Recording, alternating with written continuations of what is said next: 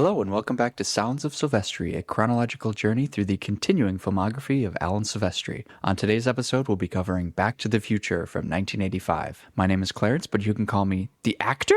I'm joined, as always, by my co-host Grace, aka sleep-deprived Michael J. Fox.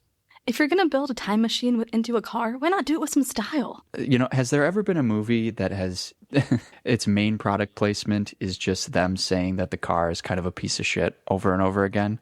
Like it stalls. Constantly. It stalls so often. It's it always can't get dying. A win. Yeah. I can't think of another one. Oh, Grace, this is a huge episode. I feel like I say that every single time, but no, but this is the big one. It's genuine this time. We are kicking off. We're not lying to you. No. We have been lying to our audience, and we apologize, and it won't happen again, we promise, but we Only mean the it truth this from time. now on. Yeah. Yes. We are kicking off the summer of Sounds of Silvestri. From here until the end of September, it is just palm trees and feet in the sand and summer movies. Summer vibes. Summer vibes, even though this takes place in October, but, you know, It's whatever. It's California, so yeah, sunny all how the time. cold could it really be? Well, when we were looking at our list of episodes that we were going to cover when we were first starting this journey, for this movie, there was nobody else who came to mind other than our guest today who we wanted to have on. So, Grace, who do we have with us in Riverside right now? I mean, there's simply no other man for the task, right? This is his favorite movie of all time. It is our friend, our producer, Dave. My calculations are correct. When this baby hits 88 miles an hour, you're going to hear some serious shit. I'm so excited. This has been, like you mentioned, a very long time coming. It's been one of the big key markers on the Alan Silvestri journey. And I'm also very honored to also maybe have been part of the initial brainstorming for this project, because Certainly. You have both been on the Possum Files for the 70 millimeter rejected feed. And I've had a conversation with both of you. And during the conversation with Clarence, two of his films, Back to the Future 2, and I know he's excited to get into that in the next episode. But following that was another Alan Silvestri film. So we were like, okay, there's two Alan Silvestris. A Grumpy Old Men was the other one, by the way. And then talked to Grace to find out that one of her favorite movies is The Parent Trap, which was also an Alan Silvestri film. Yep. And so there just happened to be this very weird wave of like recognition of how important kind of Alan Silvestri had been in a lot of our lives and a lot of the films that we enjoyed. And to see you both kind of take up that mantle upon yourselves and really run with it has been extraordinary. And I've been along here for the journey with all of the films. And I think that we can all agree that this is a big one for a lot of reasons, not just for the film, but for Alan himself. So I'm really excited to get into the discussion and really, really honored to be here. Well, this absolutely would not have been able to be possible without you. You are letting us use your Riverside, which is super, super nice. You're always willing to chat with us about podcast technicalities, and we really, really appreciate that. Well, listen, I'm a novice about 3 steps ahead of y'all, so if I can leave some breadcrumbs for the next folks, then job well done. If you put your mind to it, you can accomplish anything, Dave. And I think So you've I've shown heard. us You are my that. density, so we'll find out. I'm not going to ask you the question that we asked Joe, which is what's your top Silvestri flick? Because I feel we already know. But what is your top Silvestri movie of the ones that we covered so far? And you can't include this one. Of what we covered so far. All right, let's do the old letterbox tag. Now, I don't believe that we're legally allowed to talk about Paute Rentrée on Tava pas vous sortir. For legal reasons, thanks to Jerry. But I think one of probably the one that excites me, not excited me the most, but the fact that this podcast was able to find that long lost Tiger Man film. I think that's the one that just intrigues me the most. Generally, is something that I feel not necessarily proud of, but like, yes, somebody went and did the work. We made sure that it was available for people, and I wanted to make sure that I was going to be one of those people. But I think the one that is also another interesting one is the Mac, because Alan redid the score on that. Yeah.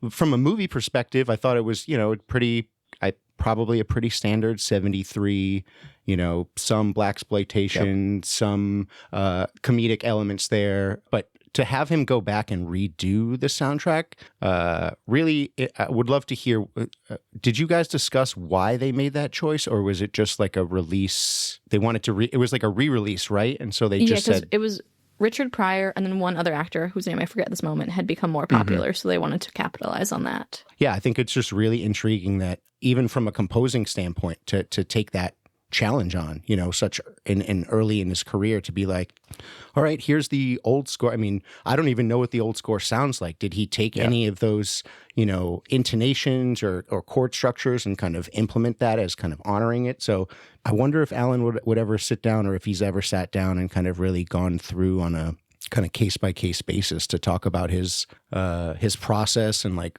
get his notebooks. I think that would be really cool, especially around that time as well. Yeah, where is he really donating his papers when he's done? That's what I want to know. Can we get it to be Grace's library? Oh my God, that would be amazing. Yeah, huge shout out to research assistant Eric for doing a lot of the legwork on Tiger Man, tracking down that sketchy website so that I could order the disc. Because that was. If this is your first time listening, this is a movie that was not distributed on DVD, so we had to find kind of like a scan of a VHS tape that someone then shipped Clarence. With Greek subtitles, Oh, I forgot, yes. Hard-coded. How could I forget? Yeah, that covered half the screen, I'm still convinced it was Bert narrating. I haven't found any proof of that, but... Oh, where are his papers? Maybe he's got some notes on that. We can make a note. Well, we're talking about all these papers. We're talking about, dusty records. So I think it's time to get into our favorite segment. And Dave, I'll let you do the honors. Here we go. Grace, you good? Clarence, you good?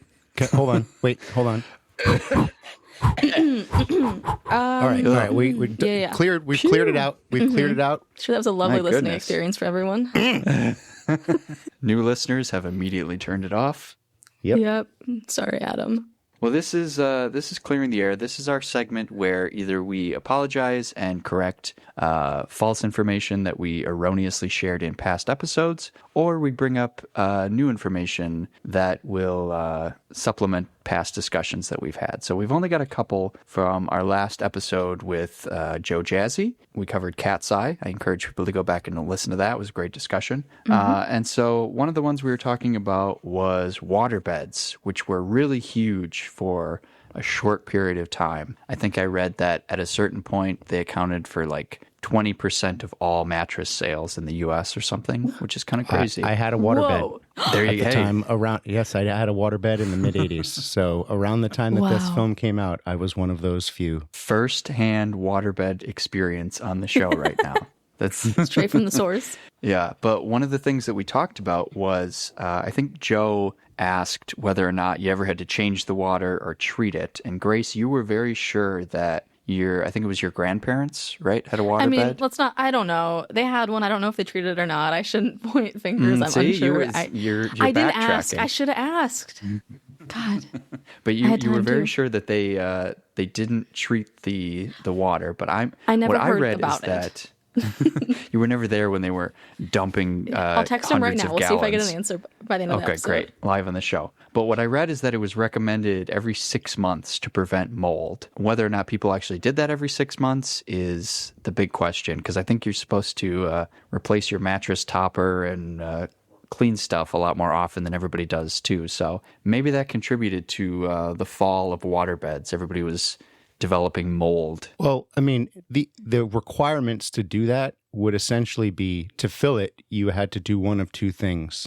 Connect a garden hose outside and run it inside into a plug that wasn't like a waterproof. You just had to kind of hope that you got to the top without spilling over and close it enough so that there wasn't as much air in there. And to empty it, you'd have to do the exact opposite. So it was, how much time and investment did you want to do this versus Well, let's see. The mold might be within the bag itself. So short of piercing it and having explode everywhere. Yes. Yeah. Who It's like, cares? what- I mean, not necessarily who cares. I would definitely want to know what I'm sleeping on. But yeah, the amount of effort that it went into to have to change that versus like flipping a mattress, like you said, Clarence, we don't even, many people don't flip or rotate their mattress or their mattress toppers when they should, let alone I can tell you we don't, take yeah. out a full pool's worth of water in the middle Yeah. of your bedroom and then refill it. Get out of here. Worst case scenario, you just throw the mattress topper on the leaky bag and, at least you're temporarily fixed. Yeah. The Gosh, idea of it imagine is a calling your bed a leaky bag. bag. A leaky bag. It's the 80s. It was different. I wouldn't be surprised if they bring it back in some, or they have brought it back in some. Maybe. We only put the water in the middle and in the head space. Like In the who middle. it's just too yeah. complicated, and they'll sell it for 3 times as much as it's actually valued as. Certainly. Yeah. Yeah, no, the new thing is they have buffers inside the mattress so that you don't get the wave effect. Yeah. Because that was the other thing is you'd turn over and then the whole mattress is rippling and you're like, oh my God, I'm getting seasick. After 50 years, that's the one innovation of waterbeds. My bed has a levee. Yeah. That's it. Well, speaking of water, the one other clearing the air item, and this one is really stupid. I don't always say that, but because, I want to maintain the integrity of this show, but this one's pretty dumb. In our last episode, the middle segment of the movie is the ledge, where it's this guy, Robert Hayes, Mr. Airplane, trying to make his way around the circumference of a building on a 5-inch ledge. And our guest, Joe Jazzy, had the insightful question, what is the point of a ledge? And I just thought that was brilliant, philosophical. And so I wrote down in my notes, purpose of ledge, ? And I looked at that the next day and I said, that is the stupidest thing I may have ever written down. Our research assistant, Eric, told us that he was going to send in a VM going into like 3 minutes on the importance of ledges. But the primary one is to divert water away from the wall of a building so that it's not creeping in. You're not getting all those issues. Why we didn't think of that as we were recording is beyond me. But we talk about the podcast fugue state, and sometimes it really is apparent that like all means of logic left our brains.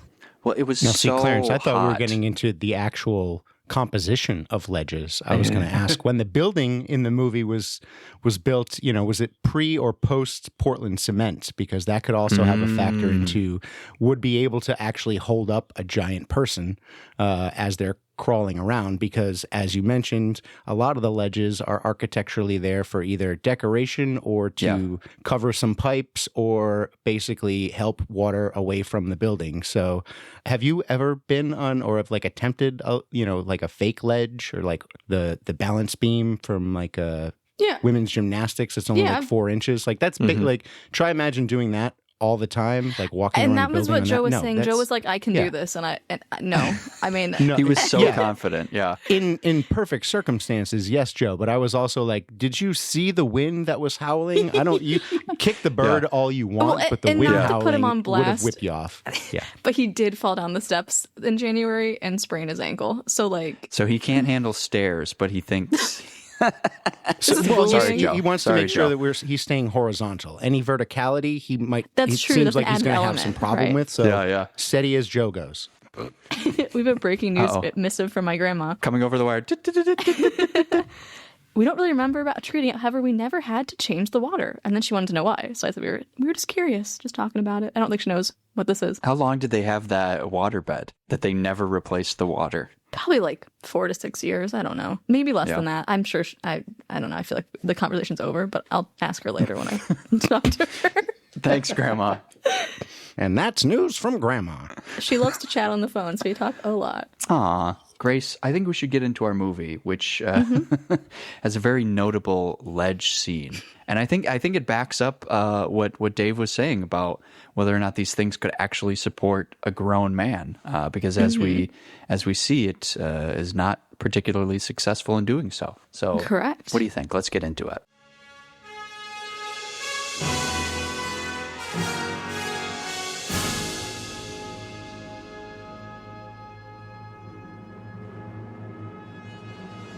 The year is 1985, and Marty has a decent life. He has a girlfriend, a nice home, loving but distant parents, and his best friend, the mad scientist Doc Brown. But when one of Doc's inventions ends in his murder, Marty's life is flipped upside down and he is sent back to 1955. There, he interrupts the space-time continuum, setting his parents on a course where they never fall in love and thus he never exists. Can Marty fix it before time runs out?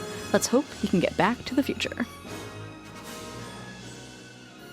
We were talking before we started recording that for these larger movies, I feel like we don't need to be quite as specific in the summaries because it's like, who hasn't seen this movie at this point? Whereas with some of these other ones we watch, it's like not only have people not watched it, but I don't think they should watch it. So let's just tell them what's all in there. So Grace, do you want to kick us off? What are your big thoughts?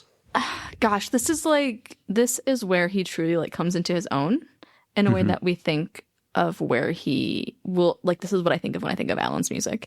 The really big brass scores, the twinkly stuff is still there and it's a little bit stronger, which is also amazing. And it just it is, I think it was last episode I talked about how, maybe the one before that, where it was he had mentioned that he had to learn the balance between the score and the plot and how to make sure that translates on screen without overstepping or over exaggerating the score. And I think this is a perfect balance of what he is talking about. I think in the making of, he talks about how at that time it was potentially the biggest orchestra that Universal had ever put together. And it's almost 100 people, which I think is really interesting thinking about the size of recording orchestras because they're normally not that big. I would love to see the instrumentation, the breakdown by the numbers, because I think it's, I think that'd be really fascinating to take a look at. I think we all watched the making of where it's Bobby Z. He's I kept telling Al I wanted the score to be big, and then make it big, open the movie up. And I think that's what it does. It really adds the score is a character in this piece in a way that I think we haven't necessarily seen a lot of before in the movies that we've watched so far. Yeah, I don't know if either of you listened to it was a Q&A commentary with Bobby Z and Bob Gale. And at a certain point, they talked about Steven Spielberg, who, of course, was a producer, a good friend of theirs on this movie. And they were saying that Spielberg initially wasn't sure about using Silvestri as the composer on this movie because, which is crazy. He was very upfront that he did not like the score on Romancing the Stone. Whoa. And yeah, he thought that they should have used a John Williams type, which oh my God, he's a little biased. Kind of. But type. They were type, yeah. They wanted as if they could afford John Williams, yeah.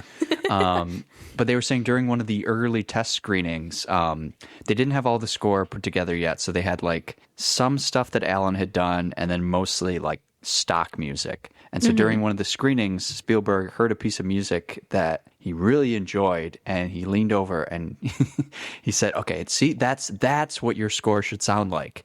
And they said, "Steven, that is the score. That's Silvestri's work." It's okay, well, and then they didn't hear any complaints after that. So that's it's good, yeah. That's he really proved funny. it.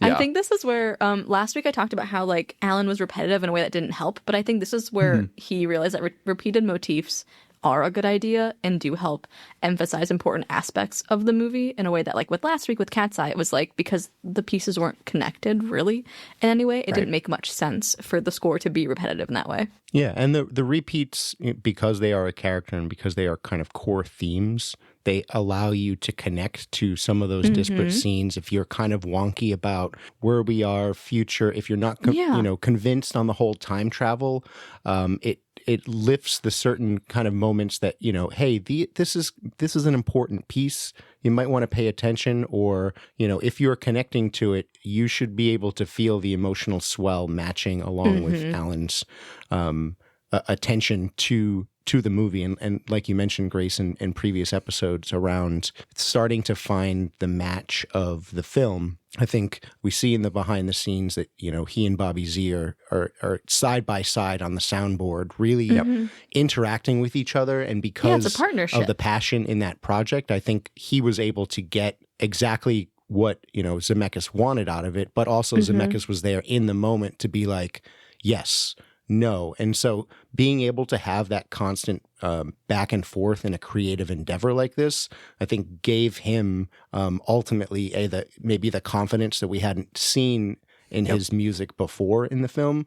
But it also gave him the film itself gave him the ability to use a lot of those disparate things that you both have discussed in previous episodes. I mean, Cat's Eye, he has really enhanced the drama and the thrill of it all to experience those moments. And you can see that captured here in kind of the quick juts of horn, expanding the chase scenes that happen in Back to the Future. You have the more kind of emotional moments that may have been kind of in Fandango, very quiet, just like subtle, maybe stringy. We're just, hey, going over here, taking that and building that into the larger orchestra so that when those emotional swells happen and Bobby C says, go big, it is supremely big, and he knows how to do that. And even the comedy from Chips, you know, because of those moments of like, hey, it's kind of dun dun dun dun, you know, the little bops and beeps that he does in like Doberman Gang, things of that nature. Those also align with kind of the 50s aesthetic as well. So he's able to kind of use those disparate pieces that we've seen over the course of this journey thus far. It's such a confidence booster. And I think that we've seen throughout what we've seen previously is that like he now has the handle of how to orchestrate and how to compose with all these different instruments in a way that like before we could see when he learned a new instrument, but it'd be like, oh, here he like threw in some brass, or here he threw in some strings, and like now it's all coming together in a really beautiful score. The other thing too that may have helped build his confidence is maybe for the first time they gave him enough money to like money and time to work on this thing. And you know, we watched all these different documentaries, and it seems like he had such an enjoyable time on this movie. Just everybody who they interviewed spoke so lovingly of Alan Silvestri. And I actually wrote down, good old Al. I actually wrote down in my notes, I was like, everyone speaks so lovingly of Silvestri. That's our boy. I was like, oh, it's so sweet. And one of the quotes that I had from him reflects on what Dave was saying is, Alan said he was looking for something that would essentialize the whole film. And I think the main theme really, really does that successfully. One of the notes that I had was in the first test scene, the swell when Doc looks down at his controller after the successful test, and then you get the little twinkles. It's like, oh my God, there it is. Like it's all coming back. And then much later in the movie, when Marty is at the cafe and he's writing his letter to Doc, there's this great, like this emotional theme. Really, it's just like a lighter version of the main theme song, but it's so effective. Like it's just French horn bit. Yeah, there's I think part where he's so. saying goodbye to Doc, and there's an amazing French horn line. So yes, good. and it gets you, and it's this dramatic irony that like we as an audience know why he's emotional about this being his last time talking to Doc, but yeah, it punches you. I was also going to say, just talking about like the partnership that we got to see in the behind the scenes. I think of composing as such like a lonely profession for most of it, and so the fact that he got to be in the room and that they so evidently value his work is just really special. And I think that's sort of like why it is the turning point, is because he was able to be more involved in the process. And like making art, I think inherently is collaborative, but there are some pieces that aren't. And I think just like being able to like sort of witness the magic of them all coming together to form this piece, and then really just like value him as a creator was so special to witness. And I think you definitely feel it within the movie itself. Yeah, it's the reaffirmation, because he was he was alongside Zemeckis for Romancing the Stone.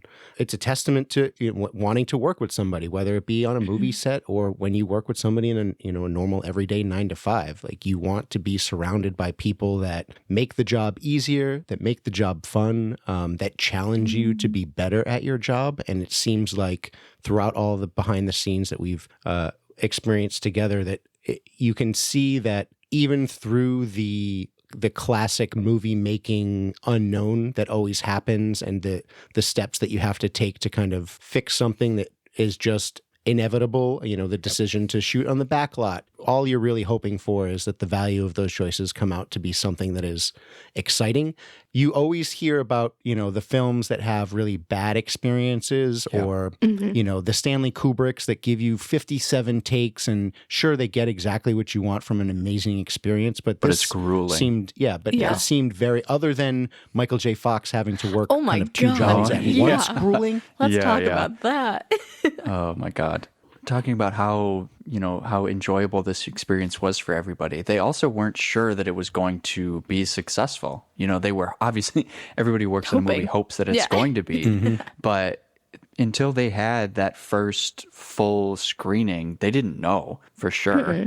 And, Zemeckis, he had one successful movie with Romancing the Stone, but before that, it had been 2 major flops. So, you can just imagine the pressure that he and Bob Gale had on them. And then the studio, like, kind of pushing them to have it done in record time. I mean, it could have been a really unenjoyable experience, very grueling, hard on everybody. But I think the fact that it wasn't just speaks to how much trust and how much appreciation everybody from the cast of the crew had for each other. And I think you really feel that. It comes through. And like a little bit of patience too. Like I think they were very willing to work with each other, seemingly, to create a great end product. Like, so we mentioned that Michael J. Fox didn't get much sleep because he was also doing Family Ties during this. Oh my God, one of the behind the scenes, he gets pretty like in depth about his schedule, where he would get up at 9 and then go to the studio and shoot Family Ties till like 6. And then he would go to the Universal, would send a car, and he'd go to the Universal lot till like 1 or 2 in the morning. And that was his day for like weeks on end. And I honestly think he doesn't remember much of it. Like he talks pretty well in the behind the scenes doc, but I don't think that you have enough time. Like you're not getting enough sleep to encode those memories, right? Like there's nothing happening because you're so exhausted. But I'm so impressed that that's like how he spent that time. And he's like, well, I was 22, 23 and I really wanted to do this. Right. And I think that's pretty admirable. Yeah, because he was still early in his career.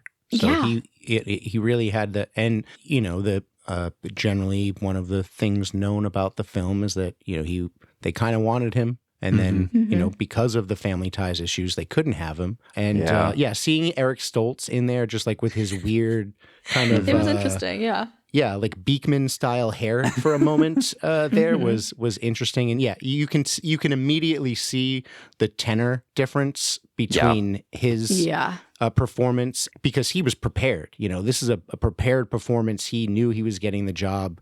To have it basically be taken away from him, it's not his fault, but that's the decision of the studio. Well, it talks about to go back Eric and get Stoltz Michael. was like very method, which is like, I think this is a hard role to be method for. Right. And so some of that kind of lack of sleep for Marty was probably, or for Michael, was probably good for the character of Marty, because disorientation, he is also being like swept through this week-long journey that at the end of it, Jennifer is just like, boy, you look like you haven't slept in a week. Like, actually, it's been probably the whole production journey. But looking at Eric Stoltz, I mean, he does look a lot more like Crispin Glover, so I can see sort of what they were thinking with that. You can buy it a little bit more as his son, but I was telling my husband Darius as we were watching this, because he didn't know the whole backstory with Eric Stoltz. I was like, you kind of feel bad for the guy, because I mean, at this point, I feel like that's the main thing people know about him, is like he was on Back to the Future, and then they recast him and they had to completely start over. It's like that's got to mess with your head a little bit, because he had other stuff before this. He was in Mask with Cher, which is like, that's what I remember him as. Right. It's like, I was gonna say that I do think that probably helped the production process to have to redo things to then know what worked and what didn't. Like then it's a lot more efficient of a filming process, because you're like, oh, this shot didn't work, let's not put it in the list. Things like that move pretty quickly. Yeah, and they talked a little bit about that in the Q&A commentary. Because I don't know how many weeks into production they were when they had to start over, but they said, we there were certain shots where originally we just didn't have time to redo it. And then, getting that reset, it's like, okay, well, now we know. But then they were saying there were also some points where they would say to Michael, well, we're going to do this scene already, even though we already did. And he's like, well, I didn't do that. I didn't do that scene, because they were thinking of Eric Stoltz. And so there was some confusion there. I think it might have been like 6 weeks. Yeah. Wow. It says that principal photography started on November 26th, and then on January 10th, that's what That's when Zemeckis told Stoltz he was being fired. But also, like, there's the weeks ahead of production that, like, Stoltz probably did on the character work and things like that and costumes. Right. But just think of that timeline. November, and the movie is going to be released on July 4th weekend. So you have essentially, 6 theoretical months before you actually have to put things into production. And they said that they were working, upwards of like 3 weeks before they were going to show. So to be able to compact that. Yeah, no wonder it was collaborative because there wasn't any time to do anything else. Right. So they had to get it together. And originally they wanted to release it Memorial Day. And so, once they had to start over, it's like, there's no way. There's no way. Yeah. And then once they replaced him, the studio was sure that it was going to be August instead. And so the head of the company came to the two Bobs and he said, well, what is it going to take for us to have this out by 4th of July? And they say in the commentary, you're going to have to write some checks. Yeah. And it's like facts. And they did. They gave them the money that they needed to. I mean, they were basically editing as they went. There's differing stories on how long it actually was from wrapping to release. Leah Thompson is sure that it was only a month, but then Zemeckis and Gale said that it was more like 90 days. But either way, I mean, that was unprecedented to wrap on a movie and then within like that amount of time have it ready to go, have it releasing. I mean, they basically upended what the industry thought was possible. So, and it's reported they lost 34 days of filming, which is insane. Yeah. Yeah. And I also found that I think it's like a Wikipedia article that says that like the Teamsters that drove Michael J. Fox home would often have to carry him to his bed. Yeah, I believe it. They had a bed in the back of the car, I believe, as well, like because it was a wagon. So they just in case he wanted to sleep on the way. God, which is the poor crazy. guy. One of the quotes from Michael J. Fox is like, I just didn't know where I was a lot of the time, which is crazy. That's the secret. If you're going to do a time travel movie, just sleep deprive your main actor, I guess. But if you're going to redo the production things, one of the other things that I'm sure y'all caught in the behind the scenes was how Christopher Lloyd, kind of took some time to find exactly what he wanted to do. But the moment that he found it, he could recreate that on a dime every single time. And so those early production times with Stoltz were probably extra time him trying to find those extra he was moments. workshopping, Right. Yep. So when Michael comes onto the scene and they have to reproduce this, at least for Christopher Lloyd, boom, he can just lock in and do the exact same performance. Again, a testament to that team, but also it makes the turnaround at the end, this is all analog. We have to remember all analog. So not are they finishing principle, but now they have to do all of the sound effects and the editing, and the ILM has to work in. I mean, they talk about during the final crescendo scene, there's over 100 different soundtracks just to make sure that like the trees and the wind and the clock and Doc Brown sound correct to have to do all of that on an analog level, cutting and splicing versus, the digital area that we're in where you can get a movie out in 3 weeks and it can be in your house 2 weeks after that is pretty astounding. No, it's just, it's really incredible. Just to branch off from the score a little bit and talk about the soundtrack, I think Power of Love might be the greatest song ever written specifically for a film. And I think Back in Time is a close second. Like Huey Lewis, he really I didn't did prep the for work. this question. I don't know if I have an answer. What? It's pretty insane. That's the power of love. I think to get Huey Lewis at this time is pretty substantial. There was not discord, but it was sort of like there was contention about whether he'd be actually able to do it. And I didn't realize he was in the movie till I watched the making of, and I was like, oh, he was the hot teacher, like with a megaphone. I'm afraid you're just too darn loud. Yeah. Too darn I didn't know that was him.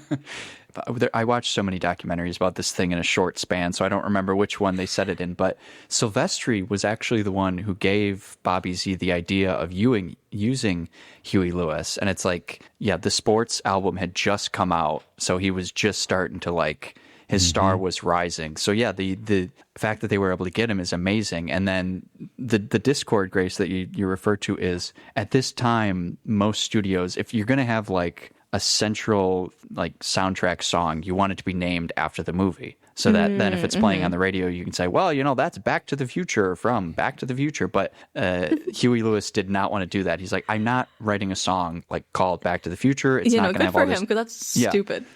Yeah. he stuck to his guns, and I think, the fact that he was on top of the world at that point undoubtedly helped him. I'm just thinking of like Cher doing a song called Mermaids. Yeah, Just like, what? Why would you? yeah. I mean, the studio, in their infinite wisdom, that was what they wanted to do. But what I think is really interesting is that maybe like the first third of the movie isn't really scored. It's just Huey Lewis, and it works so well. The hook is so good, right? It brings you in, you're excited, you're amped. And then when you hear Alan's score, and like I call them the twinkly intrigue bells when those start going, and it's like, oh, you're like, something's changing, something's happening, let me pay attention. So it's not a different cut of Power of Love. Again, it goes back to, because this is such an original movie, you actually do need, in this case, somebody like Alan or a composer to kind of tune you into these moments of clarity that you need. And that twinkle effect is essentially, as you just mentioned, Grace, like the perfect cue. We are living in the actual 80s. Here's Huey Lewis, the artist of the 80s at the time. So you are like, everybody is just like, this is regular life for us. This is great. And then as that twinkle comes in, the changing of the lighting goes from kind of that harsher lighting to that softer lighting. It's even, some of the things like, certain camera movements are slowed down, certain attention and focus on kind of that romanticism of the 50s, and then to kind of pull back and then re-engage with Huey again at the end to kind of be like, as those credit roll, to have that song just like kick in.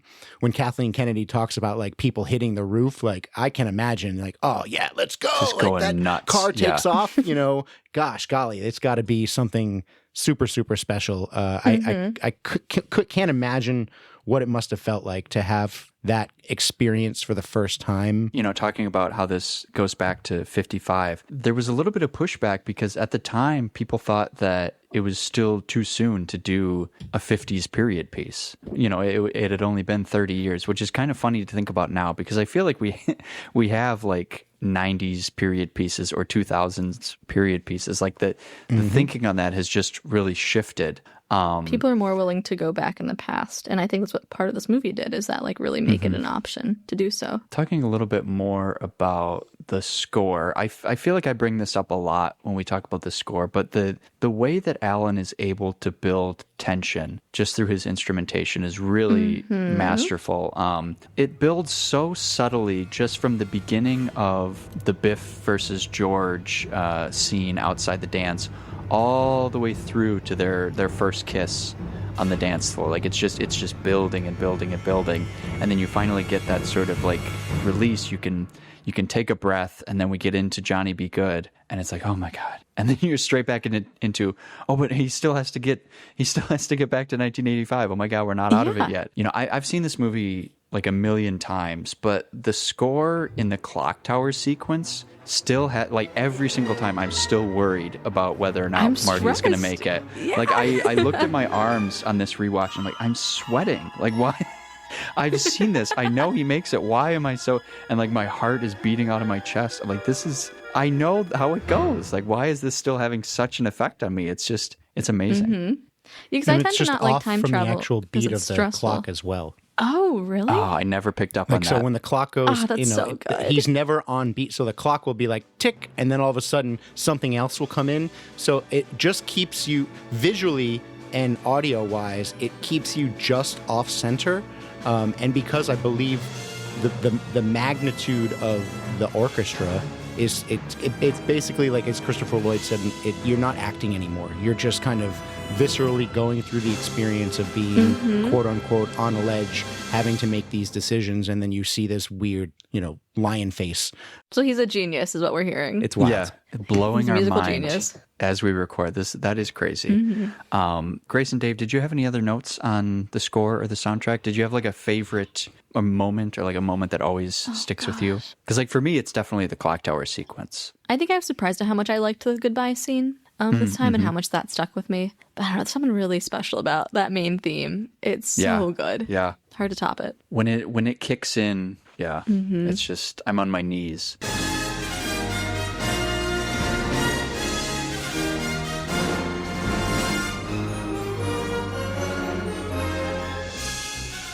The twinkle is, I think, something that has probably been done. You know, there's other little things, but there is something about this twinkle that there have been twinkles before, but something about it, they're just, it is dynamically, like, to me, registers like what I said, movie magic. Like, boom, this is, something is going to happen, and maybe because we've watched this a million times, we're all in tune to like, okay, and here comes the music cues.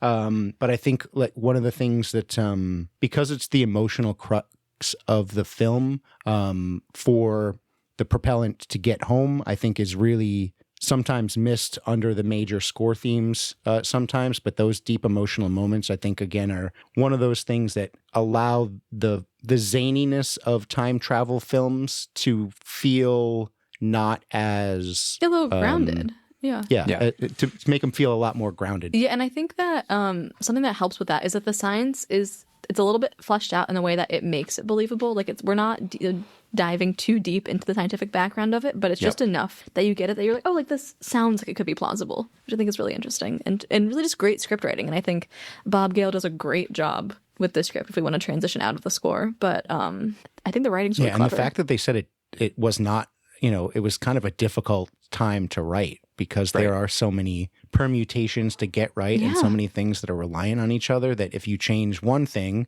guess what? Just like the film, something in the past might have to be rewritten in order to, you got to redo do that. all that. So the persistence of both of them to really try to get it, you know, again, being kind of closed doors because it was not a film of the age, you know, to have somebody like Spielberg to say like, let's just give it a chance. Like as somebody who has been given a chance before in some weird space things, looking at you, E.T., you know, looking at you, Close Counter, you know, there are some things here that like he can probably see as like, all right, people can't see this in the way that I've seen this before.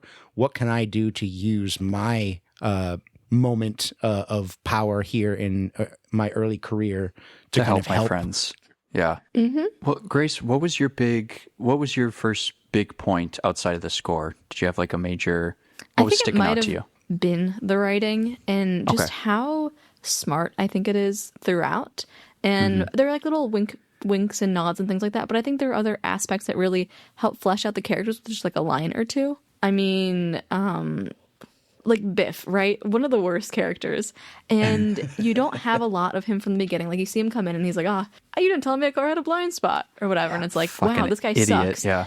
And then he leaves the scene by saying, say hi to your mom for me. Oh, brutal. It's just like things like that I think are really interesting. And then just the little nods to like the out of time license plate on the DeLorean or like just like the interplay with Lorraine and Marty. Just little moments where he's like, where are my pants? And she's like, they're over there on my hope chest. On my hope and chest. It's Please, like, Lorraine, please. Or when calm down. When Doc is wearing when he sees the video and he's like, why am I wearing that, hazmat suit? And he's like, of course, the fallout from the nuclear wars. Like there are so many little things that are so clever and fun that make a movie that could be stressful and maybe a bit long. Like it's almost 2 hours. A really enjoyable watch all the way through. Well, and everything pays off too. Like it's all set up and pay off, set up and pay off constantly. Like I think the one that I enjoy so much is, Marty's Uncle Jailbird Joey, who's always in and out of jail. And then he sees him as a baby in the crib and he's like, get used to these bars, kid. In later episodes, as we get into part 2 and part 3, I mean, they just double down on it. They're calling back. Do they? I haven't seen them in a while. Okay. Yeah. Okay. Yeah. Well, they set pieces up in 2 that actually don't pay off until 3. 2/3 of the way through 3. Yeah, so it's really crazy. Because they got the okay, they realized that they are going to they did both films at the same time. Yes. They released them. One was in November. The next one came out Memorial Day. 2 actually didn't get a lot of box office recognition because 2 was left with kills me to hear that. Come back to see 3. And so there was very much a and Across the Spider-Verse kind of an Empire Strikes Back moment of like, so what do we what now? What do we do? But because the filmmakers had 6 so months, much confidence in that connective tissue between 2 and 3 that they were able to kind of just say, you know what, this is a full thing. This is not just 2 and not just 3, but this is 2 and 3. And when you combine the production versus the box office between those two, it was an easy choice for the studio, and obviously that type of filming has paid dividends now in the future. Lord of the Rings was kind of the big one that really took that to the next level. Well, and even just like aside from the lines, I think the character work within the script is really great as well, and how like Marty is a conflicted character, and he's just like, he's not necessarily discontent with his life, but like he sees where his parents are at, and he's like, well, I don't want that to be me. So it's like, just like, even like the character motivations and everything are so fascinating and so well written and very nuanced. I feel like there's a lot of nuance in this film for it being an 80s adventure movie. I really love some of the glimpses that you get of how Marty's parents have, how some of their characteristics have passed down to him. So like, for example, something that stuck out to me that I didn't really pick up on in previous watches is after the scene where George is going to invite Lorraine to the dance, and obviously Biff breaks that up. When Marty goes back to Doc, and Doc is like, well, how did it go? You know, did your dad ask your mom to the dance? He lies to him. You know, so he's more conflict avoidant like George than he'd like to admit. He's not able to deal with that confrontation. He's like, yeah, you know, I think he did. So it's just little stuff like that. And then talking about the way that his parents are in the beginning, there's been a lot of discourse, especially more recently, about people not necessarily liking the ending because some people view it as like, oh, his happy ending is that he got a truck. And it's like that. Well, no, that's not not just it. Like his parents are clearly still in love with each other. Everyone is happier. Yes, it's not just like, oh, he's achieved middle class success, although that is part of it. But going back to Biff for a second, because Dave and I discussed this when I was on Possum Files, but Biff for me is one of the best parts of this franchise. I think Tom Wilson, especially in 2 and 3. When he has to play so many different characters and different versions of characters, the work that he does is really impressive. And then, talking about Grace, you mentioned his introduction. I think we get the only genuine compliment that Biff gives in the entire series when he's leaving. He's like, oh, you got the place fixed up real nice, McFly. And it's like, is that that might be the only time where he's actually nice to somebody. Yeah. In the entire 3 movies. One of the other notes I had is, in the alternate version, or the fixed version of 1985 at the end, when Biff is waxing George's car, my mom had that exact same green tracksuit that Biff is wearing. Like it's so that always makes me think of my mom when I see that. I think that yeah. Oh, go ahead, Dave. I was going to say I agree with both of you. I think the fact that the characters are able to perform their ages in a way, Leah Thompson talks about, she wanted to make sure that the physicality matched their ages. So when she's young, she's very shoulders back, and as most of us are with our adolescent selves, really just kind of like want to get out there and have a good time. And as she gets older and maybe is a little bit more aware of her body and the passage of time, that she's moving a little bit slower, both in the original 1985 and then when they return, even though they are playing tennis, there's still just slight differences in what they do. And we talked about this before, Clarence, but Tom really does excel at that throughout the whole series. But to your point as well, Grace, I think the fact that these characters, they mention that a lot of time people don't.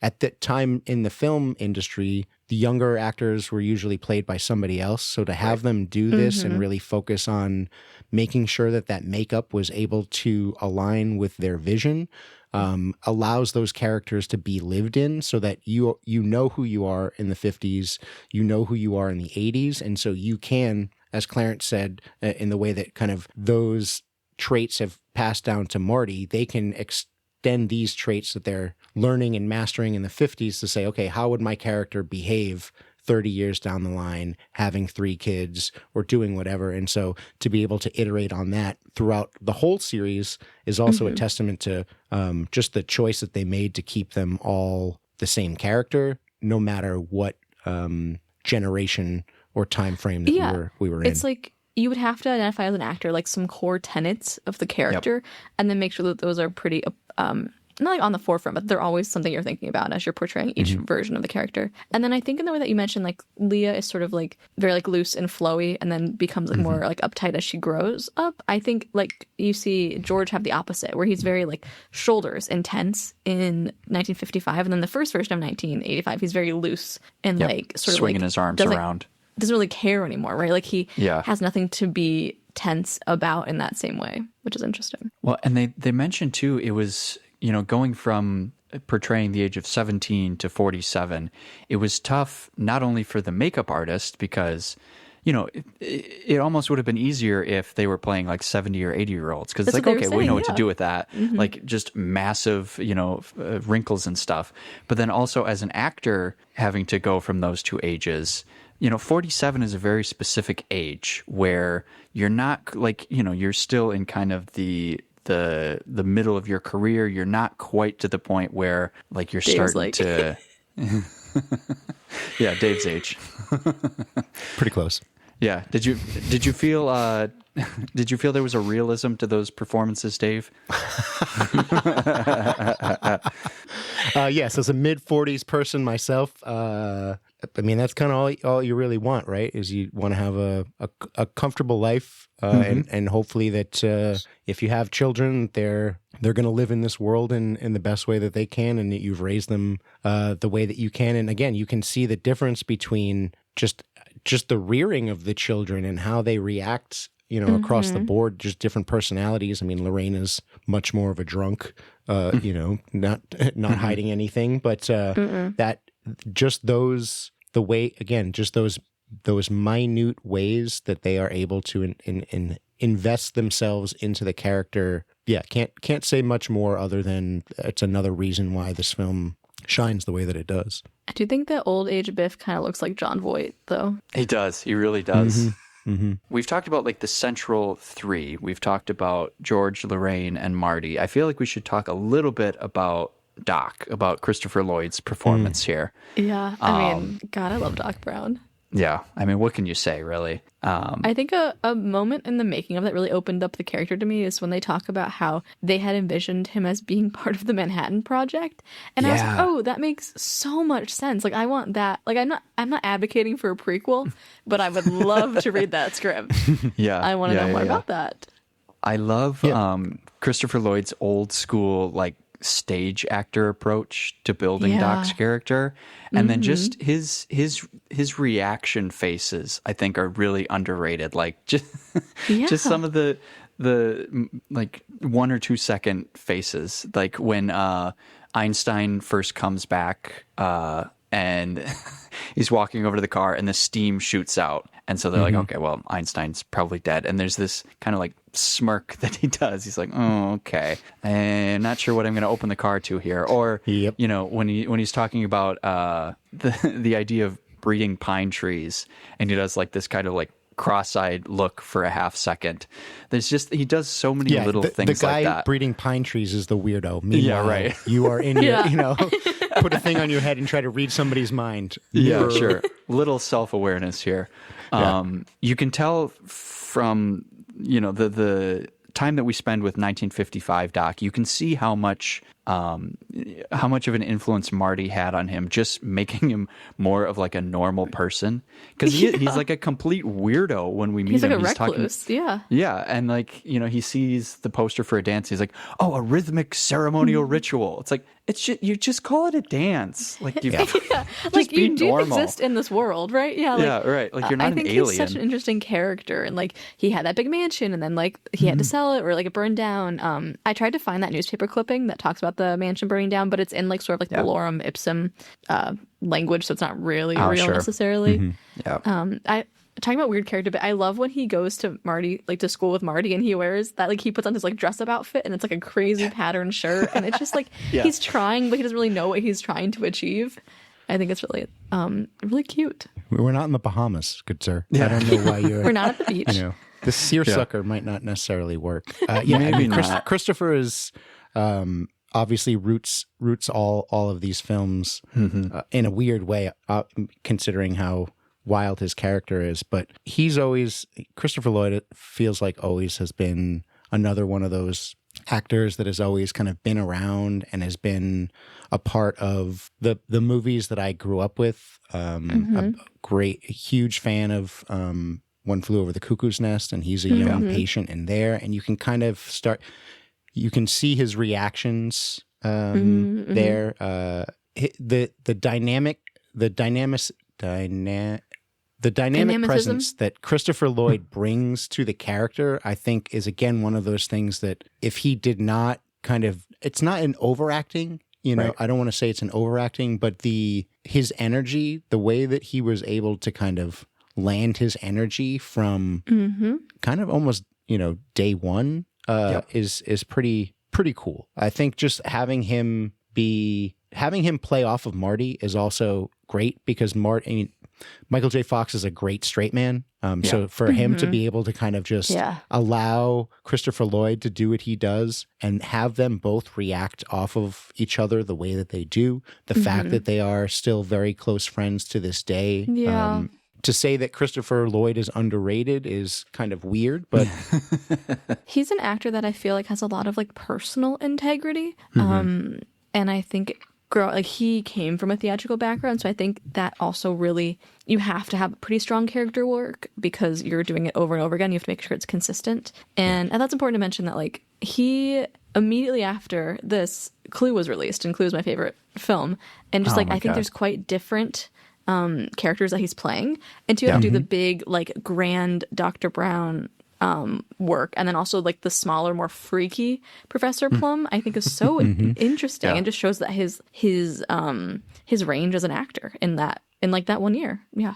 And of course, we'll come back to Christopher Lloyd later this year when we cover Who Framed Roger Rabbit. Another amazing performance from him. I think talking about whether or not he's underrated, I think one of the things that might impact that is he's not one of these guys who's like going out there and, doing a lot of press or being like, look at how great I am, all this, by all accounts, he's a very like quiet kind of subdued egoless guy. Yeah, exactly. And then in the commentary I listened to, Zemeckis even said, like, I don't think I had a full conversation with Chris the entire time we filmed the first movie. Like, he's so shy.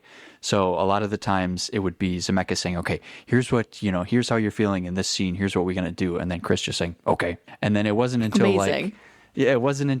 like parts 2 and 3 where he was really able to like open up and feel comfortable having like full conversations off the set with Zemeckis. Like he's there to do the work. Does good work, egoless, I think, is the perfect way to put it, Grace. I wonder if we see glimmers of him as a person with the ending scenes with Marty when he's like revealing that he pasted the letter back together. Like that it makes me want to cry. Like because he was like, no, I do trust this kid, and I do believe that like what he had to tell me was valuable. And like there is maybe something there about like, oh, like I don't want to die. There's that. But I also think there's something like some genuine trust between him and Marty, and he's like, I should listen to him in a way. And I think that there's a moment of tenderness that they share that I think is really special. Yeah. I've seen some people. Oh, go ahead, Gabe. Oh, go ahead, do it. I was just going to say, I've seen some people have issues with that part too, where it's like, Doc would never have changed his mind like that. He's like, he's human. At the end of the day, he's human. He just spent this week with this kid, having an experience that nobody else has ever had or will have. It's like, you don't think that's going to impact him? So I think that also part of it, I wonder if that's the Doc that Marty sees a lot. Like when he's not like super jazzed about like a project, it's like the more quiet, like considerate friend. And I know people are like, it's sort of weird that his best friend is a mad scientist who's like, 30 years older than him. But I think there's like true, like genuine love there, which I think is really special to showcase. And intergenerational friendships are important. So it's just nice. They said in the commentary that they based it off of the friendship from Leave It to Beaver.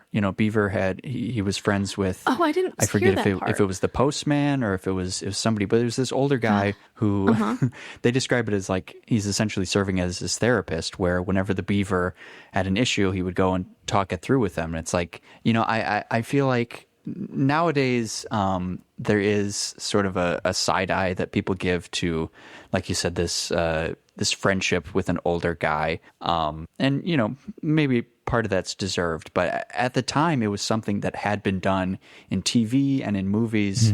And there's even this funny thing that they say in the commentary where it's like, there's a solution to any screenwriting problem in Leave It to Beaver. So you young screenwriters, if you're running I into a watched problem, a lot of Leave It to Beaver growing up. That's go back crazy. and watch Leave It to Beaver. What I'm hearing, Grace, is that you need to get into screenwriting because you've got all the fundamentals there. Wow, actually, From Leave It to Beaver. What was that channel? Was it on TCM? Sorry, it's not important, but Probably Me TV or something. yeah, it was like Green Acres, Leave It to Beaver, Andy Griffith Show, all that. Oh, yeah.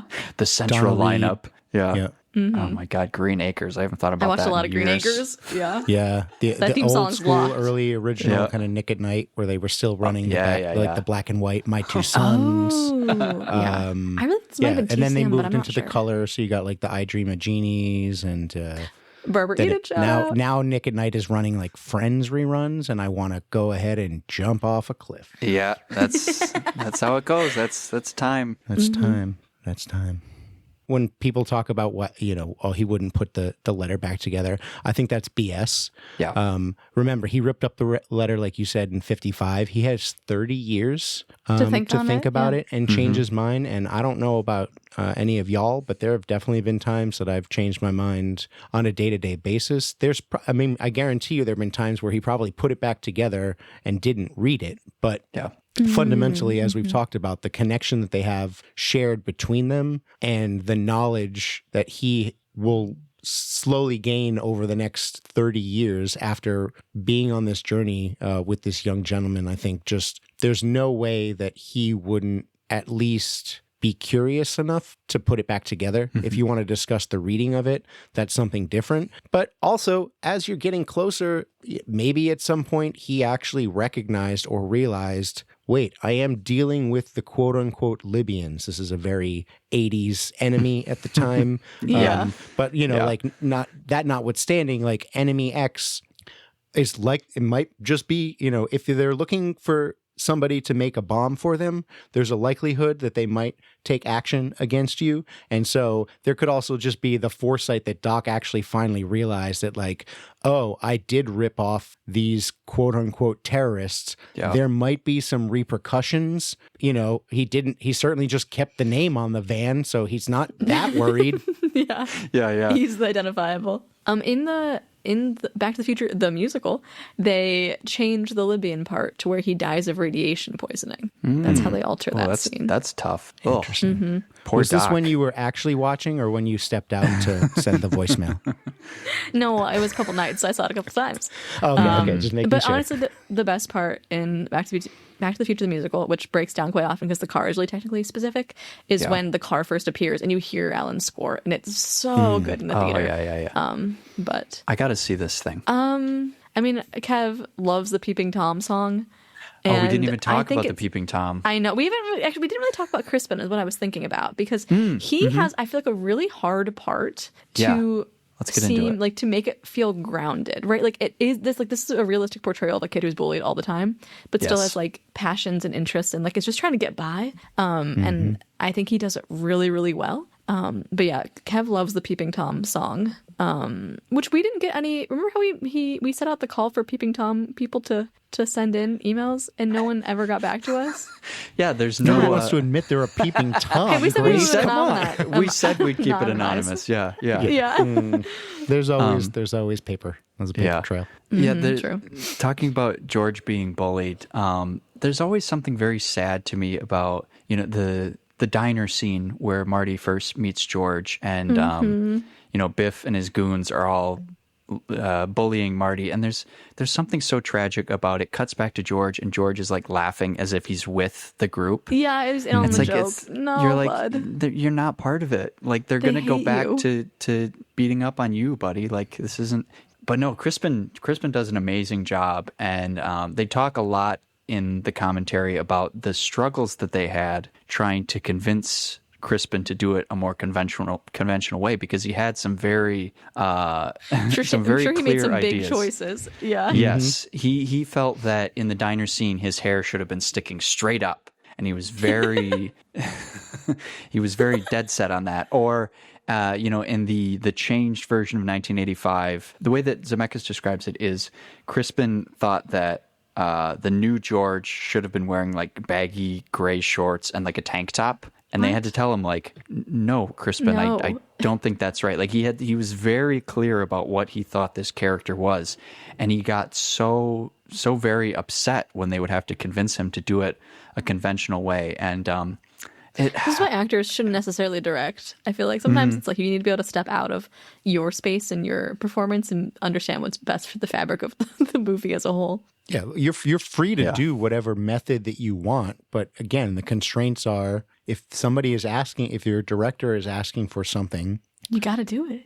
at worst case, give them what they want, and then you can explore Then you do other it different ways way. of doing. Yeah, exactly. But yeah, to be so like concerned about how he's going to look in this jumpsuit at the end of the film versus like how the design of that is like I agree that you He's should an have interesting some guy. say into who your character is, but fundamentally at the end of the day, like stop holding up production to get what you want to I've been in get what you want to many a get. rehearsal room where an actor thinks they have the final say, and it's like, actually, no. Like, No. please stop talking and We go will go do your scene. And You saw what happened to Eric Stoltz. Like you were, Yeah, Crispin, we will honestly, find yeah. somebody. Although that I mean, don't know. It's tough to say that. I mean, we don't know if that's part of the reason. It's other Well, than but possible, wasn't yeah. Eric Stoltz but like he not doesn't responding show to up anything in the but rest of calling the him films. Marty? Oh my God, that's crazy. Like a Whoa. Daniel Day-Lewis in- type thing. Yeah, but like he's effectively replaced after this film. It was tough listening to the commentary because, I obviously with everything that went on between release of this movie and the second movie, there is some bad blood between the two Bobs and Crispin. But it was, as somebody who appreciates two Bobs Crispin is in so other funny to me. movies, that's what they keep calling him, is the two Bobs. Yeah. As somebody who likes Crispin's performances and is kind of fascinated by the guy, it was tough to hear them almost like shitting on him in the commentary. And at the same time, I understand why they would react that way. But yeah, I think the range of emotions that Crispin is able to express, even just in one particular scene, like right after he punches Biff, the way that he's able to flip through those different feelings is incredible. Like he goes from like, first of all, amazement that he was even able to do it. And then you get like the satisfaction. He's looking at his fist. He's like, oh my God, like that felt kind of good. And then he glances down at Lorraine, and it's immediately concern for this person, who just went through this obviously very harrowing experience. And you buy every single one of those different feelings. It's just, it's incredible. And character-wise, like the confidence that we talked about in Alan going forward, this is that change moment where Yes. perfect example, Clarence, of like the recognition of how he has gone through this transition from I just want to be passive. I just want to be left alone to write my stories to actually, you know what, I have worth here in the quote unquote, real world. I don't have to be picked on. I don't have to be the butt of jokes, but that also requires a level of confidence in yourself to like go out and do those things. And all of these moments in these films really just allow each one of these characters to build on the confidence that they need to move forward. So back to like how we mentioned all of those loose ends are tied up. All of these arcs are really forming into one cohesive kind of final bucket that really, a conjunction of the music, the scene of actually going back, and then kind of that denouement of the new 1985s with the little wink and nod of like, hey, we might have more in store for you, but if not, it was a hell of a ride, right? One of the minor notes that I had from one of the documentaries was, now I don't know if this was a joke or not, but they said it pretty seriously, was that the second choice to play Doc behind Christopher Lloyd was Jeff Goldblum. Whoa. Like what? I can't even picture that. I don't know what that would have That's been a sliding doors moment. That's a significant sliding doors moment, I That's think. insane to think about.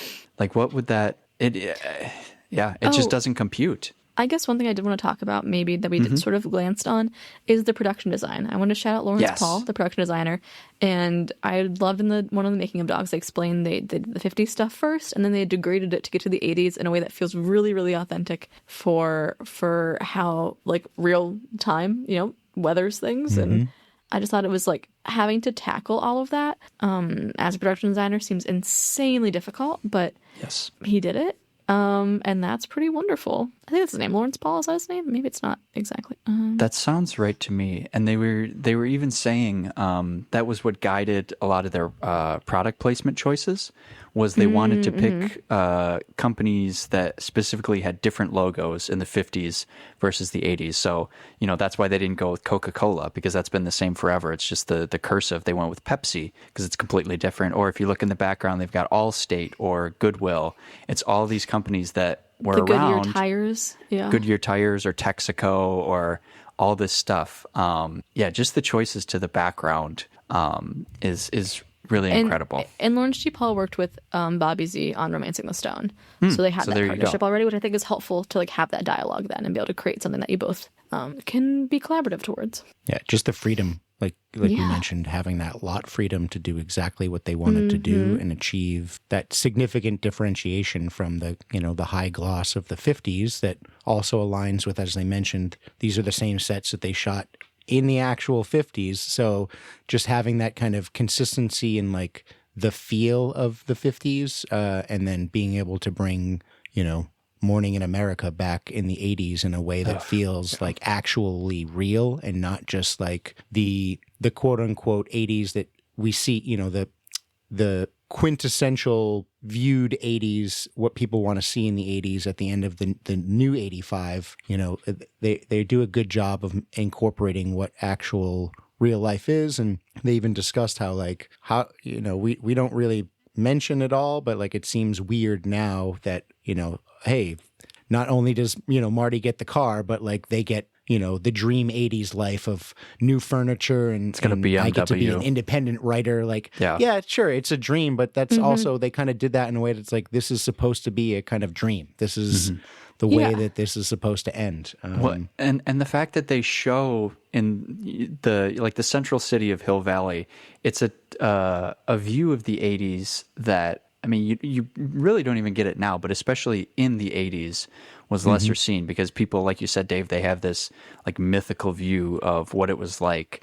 But I mean, if you look in the background, Hill Valley's in rough shape in 1985. Yeah. It's and Well, especially the Lion Estates, like those are especially in rough shape. I mean, it's stuff is not going well. And the quote that I have from Bob Gale when he was describing their choices on how to make it look was, what happened to everyone's hometown is obviously the same thing. They built the mall out in the boonies and it killed all the business downtown. And it's like that's so true. And you can see like there's all these, the movie theater has turned into a church, or like they're playing porn in the downtown, or there's all of these businesses. They turned the Clock Tower Park into a parking lot. Like it's just a snapshot of the 80s that you don't really see too often, I feel like. Yeah. At least not in small towns. You get Yeah, the kind that's of, true. in the big 80s urban environments, you get a lot of like the, oh gosh, everything is going to be bad. But because this is kind of a small town in California, you don't expect that type of kind of downturn. And so to be able to kind of just show that on screen, again, there is a truth there that roots you in like an honesty in the actual history of, the 80s and what's going on that kind of helps you transcend it outside of the 80s, which is, another weird thing that sometimes you can be concerned about if you are making a quote unquote period piece because, they were worried about 80s and 50s being so new, as you mentioned, Clarence. But if they were going to do it now, we're talking about the same thing. We're talking about now in the 90s. Yeah. Yeah. I also want to shout out the cinematographer, Dean Cundy, who we'll see quite often coming up. And he did a lot of stuff with Carpenter. And then he also did, gotta mention, Camp Rock. So amazing. Oh my God, what a career. But boy. he did a lot of Zemeckis things. He did a lot of Spielberg and a lot of like Carpenter stuff. But he also did like random one-offs, like he did Flubber, things like that. So I'm excited to like revisit or to visit his work in the future and see how we feel about. But the one shot I really love is for Big White Elephants. We talk a lot about how you introduce characters, and the way that we introduce Marty, and this is so effective. Yes. That we see all of Doc's like lab situation, and then we just sort of see like he says hi Doc, we see his feet, and then there's like a long tracking shot, and then the skateboard hits the plutonium case, and we don't see Marty's face until the amp has exploded and he takes the sunglasses off. And I think it's just such an effective way to tell a story and to bring us into a character. that it's so well done. The giant amp always makes me laugh because it's so silly. a certain type of comedy that we don't really see again in this series. Like it's just this giant, like however tall it is, amp that just blows up. And you I don't think really it shows see like Doc's care for Marty as well. Like there's no reason for Doc to There make it is. that Yes. except for something for You Marty can to enjoy. immediately tell the connection that they have as a relationship because he's like, "Oh, I will make play you the guitar? Yeah. the most badass Yeah. speaker that you want, period." The exposition that it's laid out without even using a word other than just some like audio recordings and sound really just sets you up for the adventure that's coming down the pike. So I agree with you, Grace, just being able to have that introduction. It's an unknown within the unknown because you don't even know what you're getting into in this movie wise. And so all of a sudden you're just seeing like weird inventions, this dog food and Piling like up. what So does this gross. have to do? But Ugh. the more you watch this scene, you start seeing things like the pictures and the plutonium and you don't TV. really start recognizing that until at the end you're like, oh man, they really just nailed it. They really Do you did, have didn't they? a favorite clock that we see throughout the film? I do like the fact that they call out that when they did have some of the clocks made, that the traditional way to make clocks with the Roman numerals is the number 4 is actually I, as opposed to how you would traditionally write it, which would be IV. But there are a couple of clocks that do actually have IV instead of the feet for the 1, 2, 3, 4. I think that would be a really cool kind of deep cut thing that if you were able to get a prop like that or a mimic prop, they'd be like, that's the Back to the Future clock, but this is actually one of the clocks that has this weird face. Yeah. Claire, do you have a favorite? Yeah, personally, I love the ones either the cat or the owl where the eyes I are love the owl. flicking back Yeah, the and forth. jeweled Yeah. owl. Oh, I love those. There's also the one that I don't think it's Buster Keaton, but there's that movie where that man hangs off the clock, and they have It's a Harold, clock like. Harold Lloyd. Thank you. There's a clock Yeah. like that in this, and then we get a sort of mirrored shot where Doc Brown is sort of having the same experience later on. Yep. Which is exactly. See, it a fun all little ties together. Easter egg. Yeah. They knew what they were doing. Well, unless you guys have any other minor notes, do we want to get into our next segment? Yeah, so one last minor note before we move on my end was where we talk about a lot of the folks that have been kind of returning from either Bobby Z or from previous Alan Silvestri projects. But one of the folks that, gets a lot of praise here previously on an episode that y'all discussed was the bum in Back to the Future, our crazy drunk driver. I believe he was in a few episodes before then, and I want to make sure that he gets his shout out as well because George Buckflower. George Buckflower has been a presence on the Sounds of Silvestri pod before, and we just have to remind folks to go ahead and check out that experience. Yeah, there could be a whole podcast just dedicated to his filmography. It would be mostly John Carpenter films, but yeah, we love George Buckflower. Red the Bum, who is not Mayor Red Thomas. No, there's there's been discourse about that we've seen. Yeah. So yeah. I do have some minor notes, but we can get to the next segment because we've been talking for 2 hours. It's a big movie. It's the big one. All right, well, let's get into fanfare or flop. Boom, boom, boom, boom. That'll be our new guest thing. Every guest that comes everyone's on doing the has fanfare to. flop sound. Well, this is our segment where we break down the budget versus the box office, as well as the critical and audience response, and whether or not the film as a whole or Alan Silvestri received any award nominations or wins. And so we talked a little bit about the budget constraints on this movie. This had a $19 million budget, and a lot of that was coming in near the end when they needed to give them some extra money so that they could be done on time. Worldwide box office of $381.1 million. Wow. Make money, money, make money, money, money. And they kept saying that weekend over weekend they were actually increased. making more. Yes. It kept increasing because of just the word of mouth. That was the big sign that they had a hit on their hands was, it kept, because that was, I think that might have happened with Obsession or with Backrooms recently, but you really don't see It that doesn't anymore. often happen, no.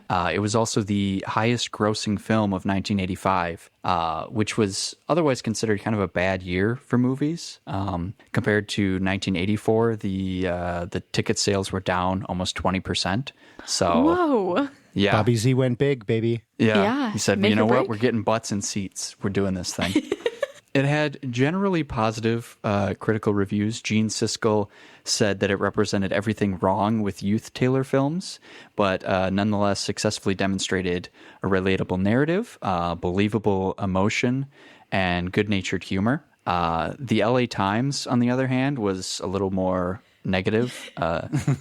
They called it underdeveloped and criticized, like we Whoa. talked about before, they criticized the happy ending being so materialistic, which is a very funny thing for Los Angeles to say. One of the behind the scenes things talked about how like some studios thought this was too soft, and I think this is almost too raunchy for now. Does that make sense? Like I feel like people would pass on it Yeah. now because of the themes it talks about or the swearing or like things like that in a way that made me sort of sad about the state of modern movies. That was the standard, was like R-rated comedies. And meanwhile, the two Bobs talk about Disney rejecting it because they didn't like the It was too relationship hard. between Yeah, it was like- it was like borderline incest. So, there you go. And then in terms of awards and nominations, this got 4 nominations at the Golden Globes, none for Alan Silvestri. 4 Oscar nominations, including and 1 win in Best Sound Effects Editing, nothing for Alan Silvestri. Oh my god. 5 BAFTA nominations, none for Alan Silvestri.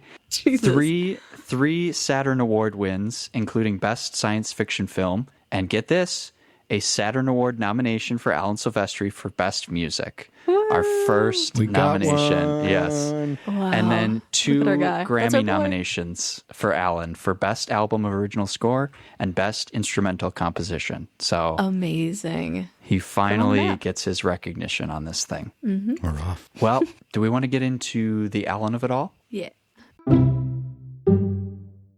So I feel like I already know the answer to this question, or maybe it'll be tough. Maybe it'll be tough. But do you guys think that Alan was the secret sauce on this movie, or do you think they could have replaced him perhaps with a John Williams type, and it wouldn't have made a difference? Dave's laughing. Yeah. There are fundamentally a handful of films that no matter kind of who you are, I'll say, generally, globally, based on the box office numbers that we just heard, I would be hard pressed to find somebody in this world who has seen Back to the Future, and without giving them anything but a few bars of this song or any part of the composition that Alan created, that they would not be able to immediately pinpoint what that music is from.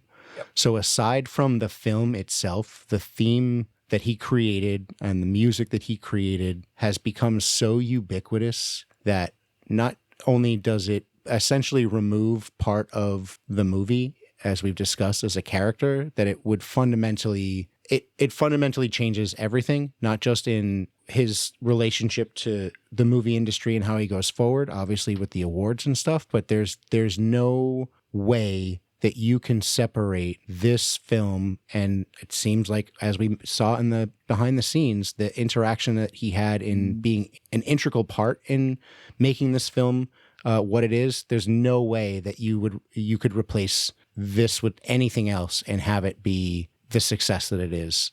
And that's like it's like the Eric Stoltz of it all. Mm-hmm. Grace, do you agree? Yeah. Oh, absolutely. Like this is Yeah. this is maybe not my no. We know I thought love it to was know, terrible. but Yeah. this isn't my favorite Alan movie, but it's my favorite Alan and Bobby Z partnership. Absolutely. I think there's something so special and so magical, and I don't want to say like seemingly simple, but in the way that like it doesn't like live in my bones, but it's like under my skin, like I know it so well, but it's like not necessarily a core tenet of my person, but it's so familiar and so effective. And it's very refined in the way that it has certain beats and certain moments that we return to, but they're all the more effective for how familiar we would become with it throughout the movie. And I think it's just him like really like coming into his own in a way that's super magical to witness. I love it. He talks about going to Zemeckis and saying, okay, we can go with contemporary or we can do like a big orchestra. And obviously Zemeckis says big, but the counterfactual of that, if he had gone with a more contemporary score, I think even just that makes it completely different and is tough to think of. So I think they're so tied together that you cannot, at least I can't imagine this movie without Silvestri's score. And I think it's just enhanced by the journey that you guys have started to choose and have brought me along here for in this particular moment, is that we can truly see like the evolution of his creativity, the limitations that he had, basically like using washboards and sandpaper. And I think this shows like Alan's self-belief and integrity in his own process, which I think it's good to have. You need it as an artist, right? When there's ups and downs, you need to be able to believe that you have the skills and are talented enough to create a great product. Well, and he was only 35 when they were making this movie, too. Oh, my God. Which is kind of crazy. Well, before we get into our final ratings, we do have one piece of mail. I have it. Transmission coming in. Repeat, we have a transmission coming in. Hello, friends. Had to drop a quick line about this movie. I'm so glad you're being joined by Dave, the all-around great human being, to discuss one of his all-timers. How about this movie? Talk about unimpeachable. There is no universe where I've ever even bothered thinking too hard about the logic of the plot. It is wonderful. It's a wonderful journey from start to finish, and on some days it would probably crack my top 4. It's just too darn good. Can't wait to hear your episode. Take care, Mike Scott. Mike Scott does something. He did it last year. I don't know if he's doing it again this year. The month of July. And he watched this for that last year, and his review is so nice. And just want to highlight that. And I can link it got to me it to in watch the it show last notes. year. Yeah. Mike also just an unimpeachable human being as well. Yes. Got to chat with him on the Rejected Possum Files as well, and one of his top 4 is Who Framed Roger Rabbit. So it'd be exciting to hear from him again, and maybe he can either retell some of his stories that he's been so good at telling to me over the episode to you guys through another voicemail or email. But I'm excited to see him or maybe something more. Coming back or to maybe more something Alan. more. Yeah, Maybe something more. I guess we'll have to wait and see. I did just want to highlight we had another review on Letterboxd tagged Sounds of Silvestri. This is from our friend Kirby, and the review is: "This entire movie is a Chekhov's gun, or should I say Chekhov's DeLorean?" Just going back to what we were talking about with everything, the payoffs and everything. The setups, yeah. Well, where are you two landing on this movie in terms of a rating? Dave, do you want to go first? Is that seriously a question? Yeah. Yeah, we should have just said that from the very beginning. Yeah, if the introduction didn't give it away, this is has truly been my favorite movie for. I think will never change. I think it's core to my being. As I mentioned, the role model that Michael J. Fox was at the time that I grew up. The joy in the film itself. The fact that we get 2 more films with this universe is exceptional. It's one of those, if I feel like crap, I can put it back on and just know that I can get through 90 plus quick minutes of fun. I can listen to it and still feel comfort in it, just knowing the beats that go along with it. It's it truly means the world to me, and I don't think that for me it's unimpeachable, as Mike said. There's nothing above it, and I've tried to explore if there could be anything above it. There's just something that brings me back to it. It's a perpetual 5-star movie, unrankable, unrateable, again, we like you said, what can we say that we haven't already spent like over 2 hours discussing? It's just how do you wrap that up? It just is. It's perfect. Yeah, full stop. It's perfect. Grace, what about you? So this is a movie obviously I saw as a kid, but I hadn't revisited it until 2024 when I did summer programming for the library I worked at. And I remember being like, there was a whole day I couldn't get the projector to work, but like once that got working, it was just like a first time revisiting it in a long time, and it's just so wonderful. And since then, I've watched that every summer basically. So 3 summers in a row, and it's been so enjoyable every single time. I'm never tired of it. I always think it's magical. It's so well written. The character work is so well done. The score obviously amazing, and I think it's just I sort of wonder about like Bobby Z. Like, can we get him back to this? Is there a world in which this is possible again? I don't know, but I'd love to see that. But I think this movie, it's like just like stands the test of no time. It's so good, so well done. So I don't know. There's just like not enough words for how much I really, really enjoy this, and I'm glad that it still holds up. There are things that like could have aged horribly. Like in one of the deleted scenes, there's like a gay joke, and it's like, okay, whatever. Yeah. But I think this is just so spectacular in every sense of the word. 5 stars. I was going to say, so what is that, 1 star? Yeah. Yeah, I'm obviously you? at 5 stars. 5 stars as well. I watched this a lot, and we talked about it even in this discussion. There were things that I picked up on in this rewatch that I never noticed before. Like you said, Grace, it's not something that I get tired of, even having watched it a million times at this point. So yeah, this is a perpetual 5-star movie for me, and I'm so glad that we could have you here, Dave, to have this Dave, discussion. It was really spending your special. morning So with thank you. us. Thank you again for having me. I feel so honored. I know that it is to be able to kick off the summer of Silvestri here with you both, again, and to be a small part of the success that you guys are on right now with this wonderful podcast is just really is humbling, and I'm so grateful again to be a part of this episode. It truly means the world to me. That was so sweet, Dave. We couldn't do this without you. I mean, No, honestly. literally, we couldn't do this. without you. Literally, we couldn't do this without you. Well, where can people connect with you, Dave? Before we get into You can always find me in the 70mm Discord if you want to join them. It's definitely worth the investment, I can say. But if not, I am basically Grugrux Dave everywhere. So if you're on Instagram or Letterboxd or any of the social media sites that aren't completely run by Nazis, there's a likelihood that you will find me there. If you need to, worst case scenario, just write into Sounds of Silvestri, CC Dave the producer, and I'll make sure that the mics get upgraded as needed. well, this is the first stage of the Summer of Sounds of Silvestri is over, but it's chugging along, folks. And I think our next movie, it doesn't get more quintessentially summer than that. So, Grace, what are we covering next year? We're headed to the beach. Jack Chester, an overworked air traffic controller, takes his family on vacation to the beach. Things immediately start to go wrong for the Chesters and steadily get worse. Jack ends up in a feud with a local yachtsman and has to race him to regain pride and family respect. This is from 1985, directed by Carl Reiner, Summer Rental, starring John Candy. God, John Candy on the show for the first time. Oh boy, a lot of conversations with Clarence, Clarence and Candy. Way back. I'm excited to hear about this. Yeah. I love John Candy. This is we'll get into it next episode, but I think this was his first starring central role, so I'm very excited.